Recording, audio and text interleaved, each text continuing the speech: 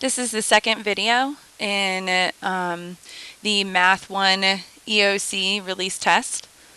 We're going to start with number 8. We're still on the non-calculator section, so we're still not using a calculator at this time. All right, what is the smallest of 3 consecutive positive integers if the product of the smaller two integers is 5 less than 5 times the largest integer? So the wording on this is really confusing, so we're just going to slow it down. The beginning says what is the smallest of 3 consecutive positive integers. So we're going to focus on that. Okay, so we have the first positive integer, we don't know what it is. So we're going to say that that one is x. So our first number is going to be x. Now, this word consecutive, it means one after another. So, for example, consecutive numbers would be like 6, 7, and 8, one after another. So our second number, we don't know what it is, but it's consecutive. So we know that it's whatever the first number is plus 1. Our third number, it's also a consecutive number. So it's going to be whatever the first number is plus 2. Okay, so that's going to represent our first, second, and third numbers. Now we're going to use the wording to set up an equation to see if we can find what x is.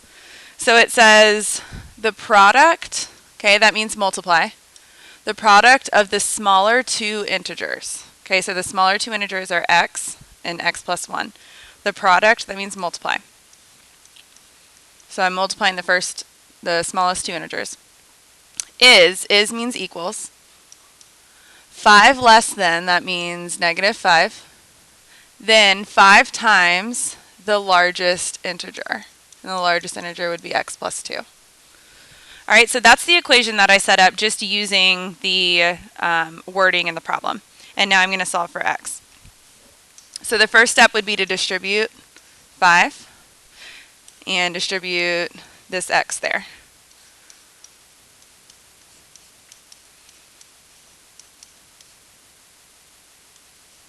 Sorry about that, that should be a 5. Okay, and now I'm just going to keep on simplifying. Okay, so the negative 5 and the 10 are like terms, so I'm going to combine those. Okay, and then I need to see how this has an x squared right here. That means it's a quadratic. So in order to solve, I need to get everything over to one side and have it equal to 0 so I can factor it and solve. So I need to move everything to the left side.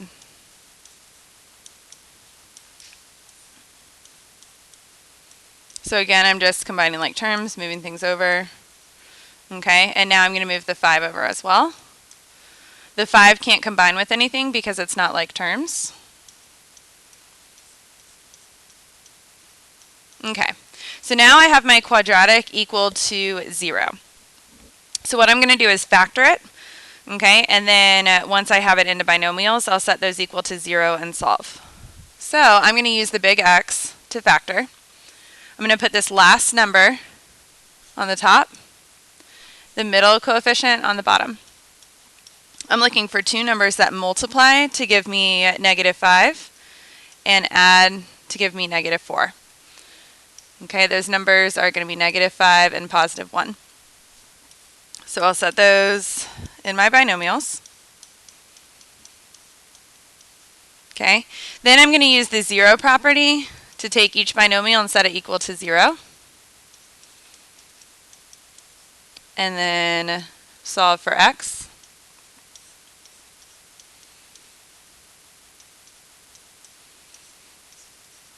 Okay, so I found that x equals 5 and x equals negative 1. All right, now, if you look back at the question, it says 3 consecutive positive integers. Okay, this is not a positive number. Negative 1 is not positive, so I can cross that out. And x is going to be 5. That means if I take that back up here and I plug it in, okay, the first number was x, and x is 5. The second number is x plus 1, so that's 6. And the third number is x plus 2. So that would be 7. Okay, the question says what is the smallest of those numbers? So that would be 5. So 5 would be your answer for this problem.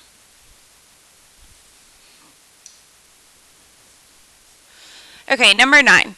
The function f of t equals negative 5t squared plus 20t plus 60 models the appropriate height of an object t seconds after it is launched. How many seconds does it take the object to hit the ground?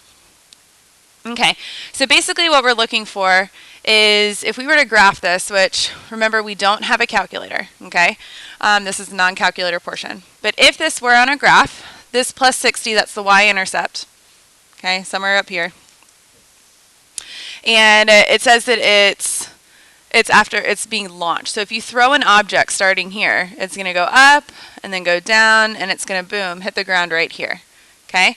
This is the 0 or the or the x-intercept or the solution. And that's what we're looking for there. Okay? Now, this projectile would be part of a parabola. Okay? And it's also going to hit over here. All right? So what we're going to do is take this function and solve for the x value, or in this case t, and then we're going to use the positive one of our zeros, okay? So I'm going to use this equation that they give me, set it equal to 0. Now I need to factor it in order to solve for t, okay? There is a greatest common factor here. It's negative 5, so I'm going to take out that negative 5.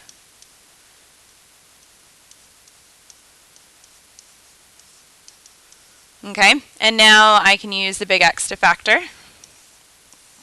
Negative 12 on top, negative 4 on the bottom. Looking for two numbers that multiply to give me negative 12 and add to give me negative 4.